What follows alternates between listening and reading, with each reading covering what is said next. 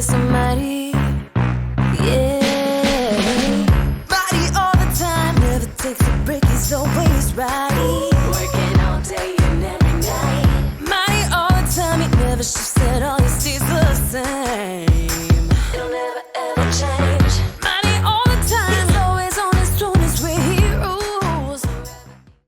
Welcome to GVGL Brand Talks. Today we will discuss creating AI impact in marketing growth strategy, exploring how artificial intelligence is revolutionizing marketing approaches and creating new opportunities for growth and innovation. Joining us is Terry Kane, Managing Director for the Trade Desk in the Middle East and Africa, who will share his insights on leveraging AI to optimize marketing strategies and drive significant growth. Terry Kane, having experience of 2 decades of leadership, directs tech innovation as Managing Director for the Trade Desk in the Middle East and Africa, revolutionizing digital advertising. Formerly at the helm of sales and marketing at MENA for the Middle East, Turkey, and Africa, Terry orchestrated groundbreaking initiatives. Holding an MBA from the London Business School and various certifications, including blockchain from Oxford University, Terry blends academic rigor with practical expertise. Terry, welcome. Ebru, real pleasure to be here. Thank you for inviting me. It's great to have you here. An old Season friend. 2. Season 2, yeah. And hope you bring great luck to us. Yes, inshallah. So what are we talking today? Coca-Cola implemented an AI-driven campaign called Coca-Cola Freestyle, which uses machine learning to analyze consumer preferences and suggest personalized drink options. By analyzing data from user interactions with their self-serve dispensers, Coca-Cola was able to tailor marketing messages and promotions based on individual consumer choices. This campaign not only enhanced customer engagement, but also won the Cannes Lions Innovation Award for its innovative use of technology in personalization. Netflix utilizes advanced AI algorithms to analyze viewer behavior and preferences, allowing it to provide highly personalized content recommendations. This AI-driven approach has resulted in a 75% increase in viewer engagement and retention rates. The effectiveness of Netflix recommendation system has been widely recognized, earning the company accolades such as the Tech Innovation Award at the 2023 Adweek's Media Visionary Awards. Sephora launched the Virtual Artist feature powered by AI and augmented reality, allowing customers to try on makeup virtually. By leveraging facial recognition, technology, and machine learning, Sephora created a highly engaging shopping experience. This campaign not only boosted online sales significantly, but also received the Best Mobile Experience Award at the 2023 E-Commerce Awards, showcasing how AI can enhance customer experience and drive sales. These are just few examples how AI can impact creativity and growth in marketing. Today, we will delve into how AI drives deeper personalization, enhances customer experiences, and transforms key areas such as customer segmentation, targeted advertising, and content personalization. After discussing these topics, we will then play a game with our positivity cards. It will be great fun. Then I will ask more personal human questions to get to know our guests better. So let's start. All of that in 20 minutes. Imagine. So how do you think AI is changing the landscape of marketing, and what are the biggest opportunities it presents, do you think? Well, look, I think you mentioned it a couple of times there.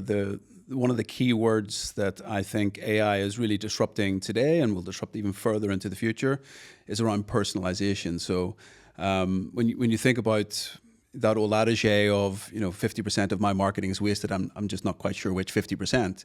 That truly has gone out the window today and very much into the future. So personalization can only really be done when you think about the value of data.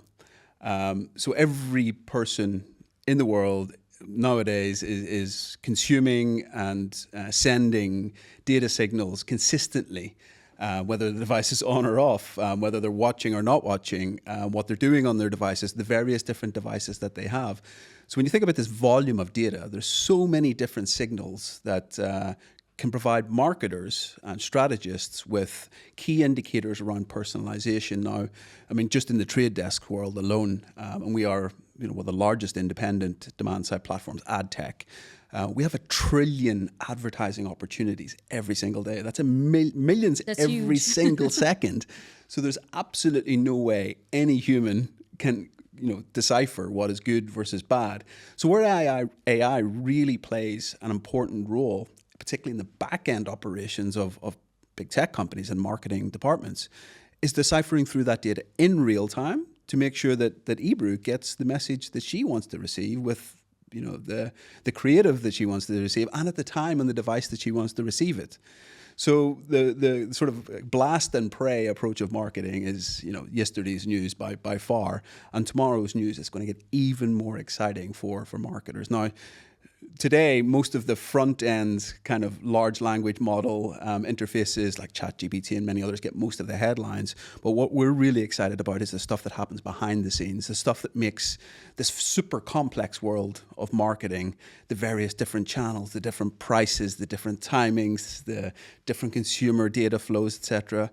We take all of that and make it really, really simple for people who are on the platform technicians as well as marketing, leaders to really define where the dollar needs to go and how it needs to get spent and what measurement looks like, proper measurement, cross-device, omni-channel, multiple languages, different timings, etc. And really in real time, make sure that those levers are automatically pulled to make sure the dollar goes where it's got to go. So there's a lot happening in this, and it's as exciting it is in the public face, the behind the scenes stuff as well.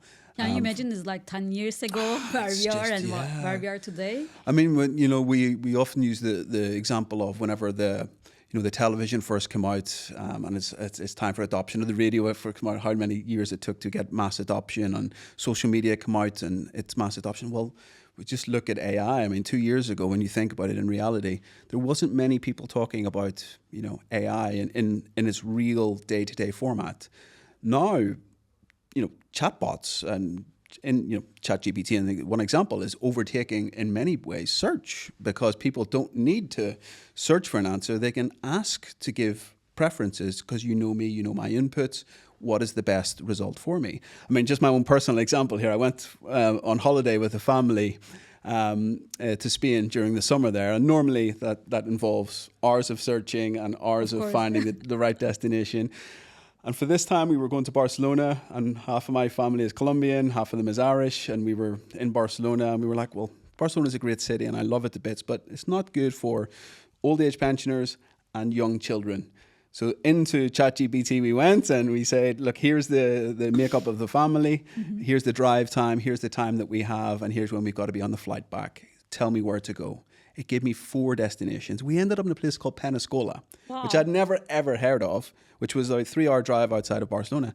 It was fantastic. But not only that, did we end up in Pensacola. We had our sightseeing tours around Pensacola planned in AI. We had our hotel rooms defined by AI, in which hotel, but not only that, which rooms in the hotel and which platform to book on, although it's not doing real-time booking yet. But I mean, this is the future. 10 years' time, it's...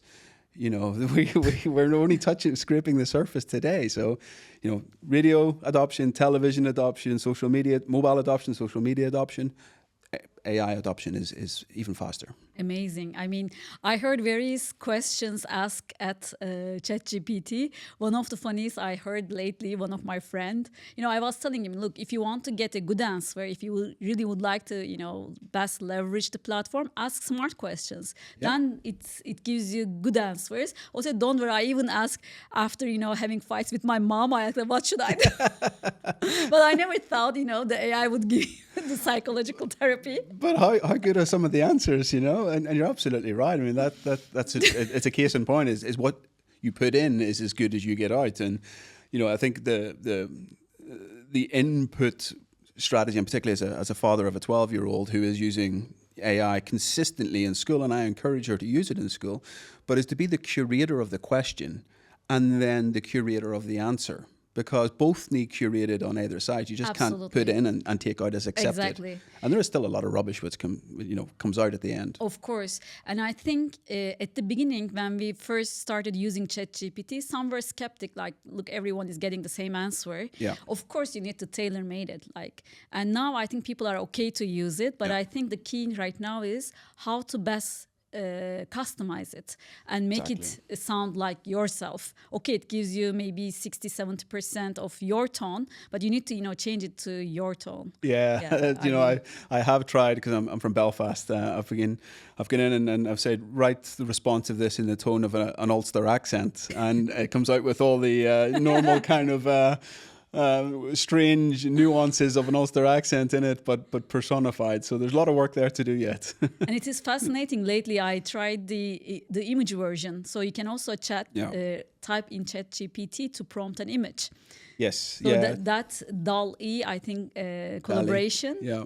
I think it's phenomenal. Like the other day, I'm mentoring a very amazing woman through Marketing Society, and she's a marketing manager for a very famous beach in Dubai. Let's not name it, but they're about to sign a big contract with a very well-known fashion brand, and they are going to customize the beach. So I just wondered how it would look like. So I prompted in ChatGPT, and it gave an amazing, mock-up of the place, and I shared with her, look, why don't you try AI?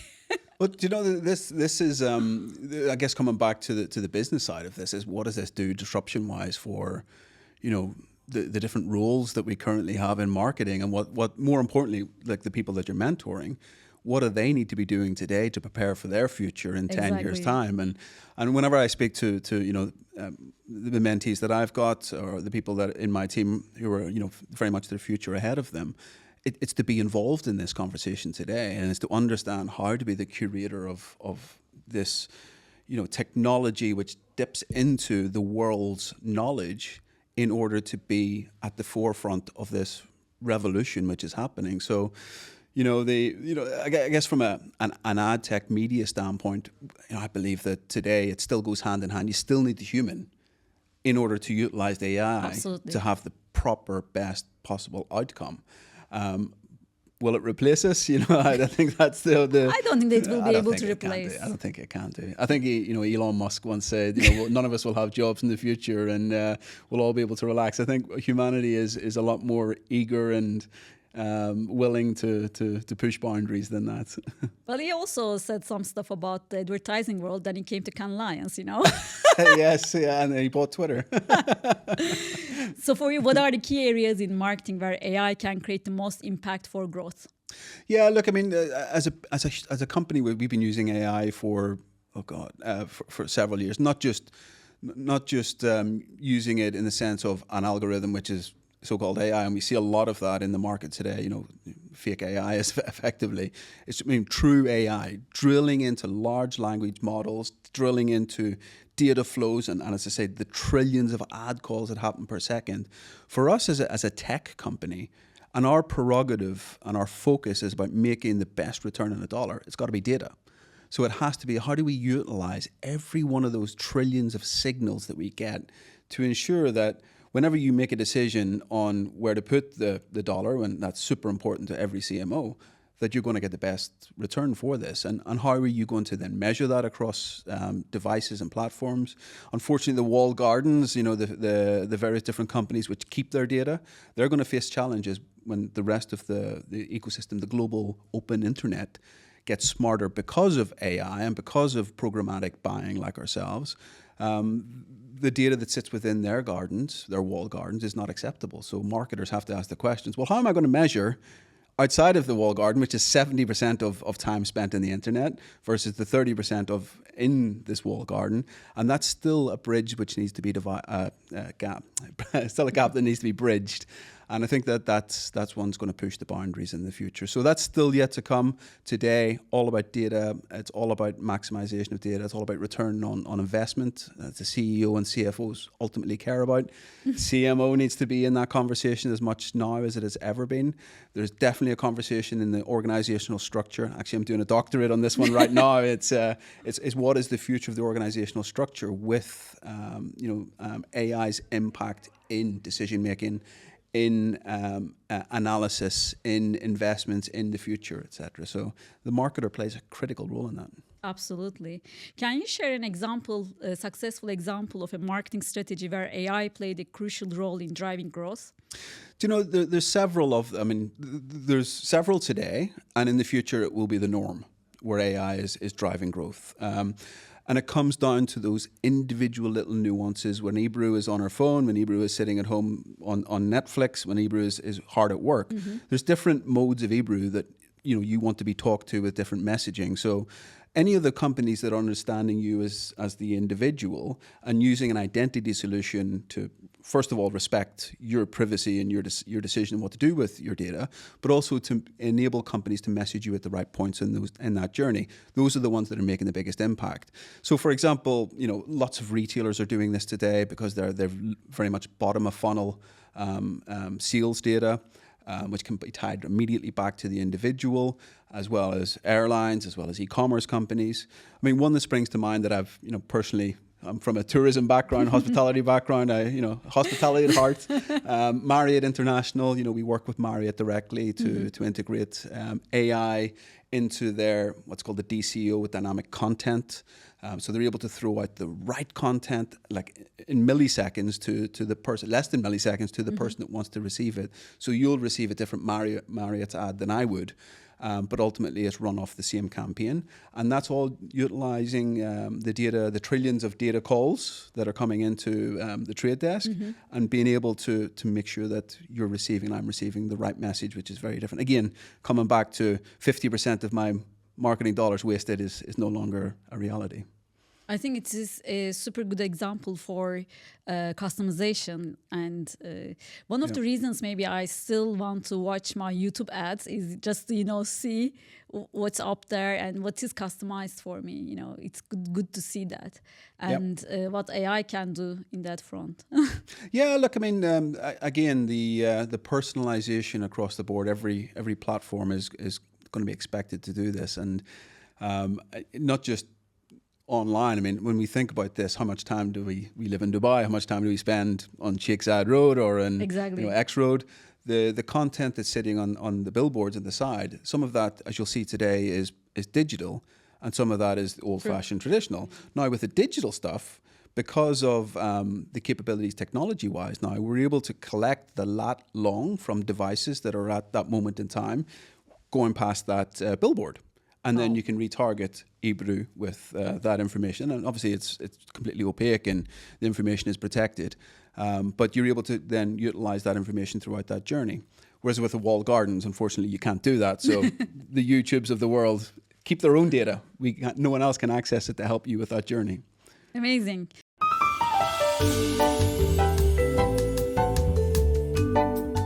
Now, game time. Oh, let's play with our positivity cards. I would like you to pick one and reflect on your life. What do you think about it? Ooh, that's, I feel like it's been a long life. Let's go for this one. This is really a positive. Can't get much more positivity driven than that. So keep calm and stay positive. Immediately, my springs to mind is the glass is always half full. Do you know, I without getting too sentimental, I think anyone that's gone through struggles and challenges in their life and come out the other side will feel very strongly about being positive because they know the value of experiences. So, I would completely agree with this. Keep calm and stay positive and contextualize everything, So whenever those stressful moments and, as leadership, whenever you sit at the top of the tree, there's definitely moments where you feel alone. It's lonely at the top, as they say, but it goes in waves. And always to be conscious that in those waves of stress, then keeping calm. And actually one of the taglines that I feel like I need to get a tattoo of is this too shall pass. Exactly. Thank you.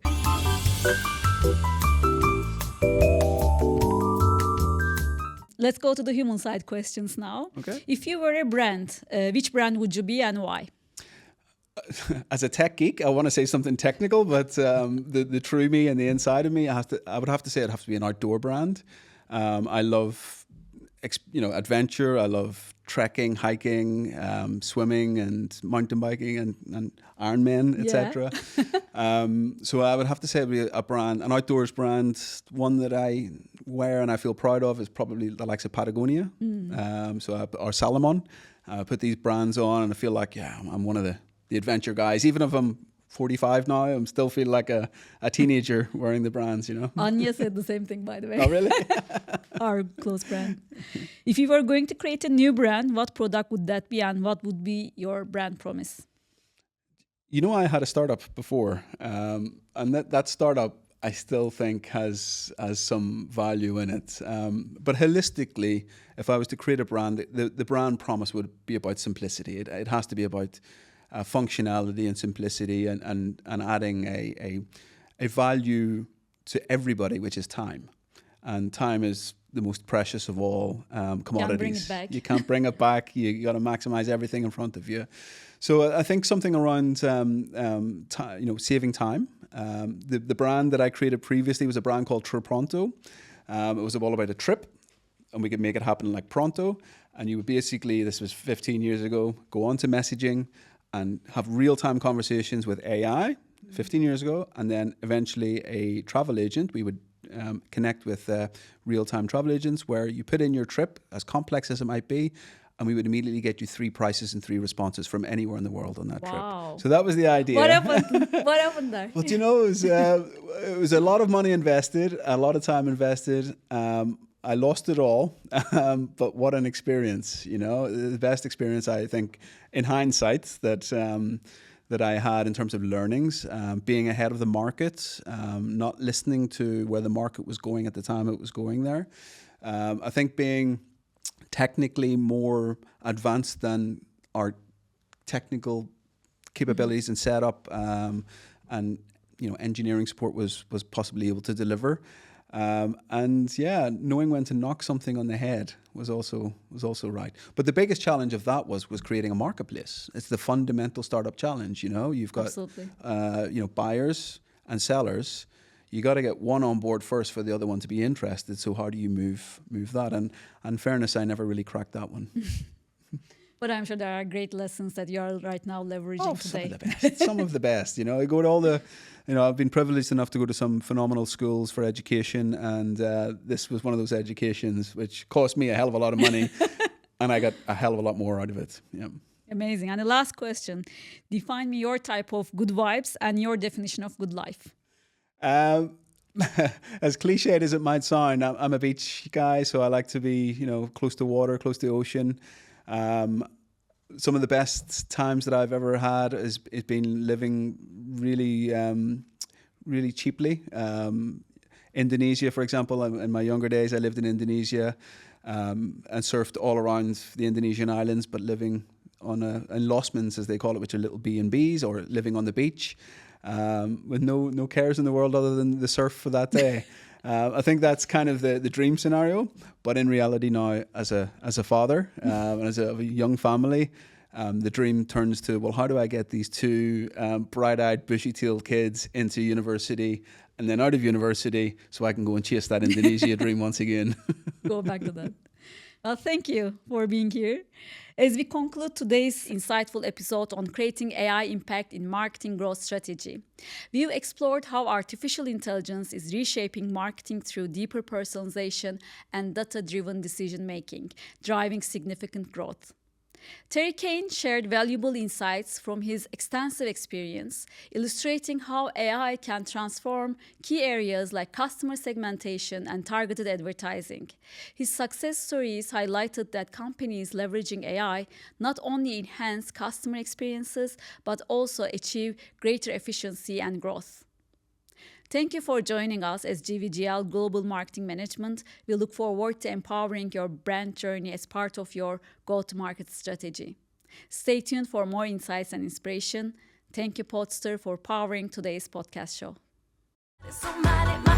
All the time. Yeah. Who could place the stars in the heavens and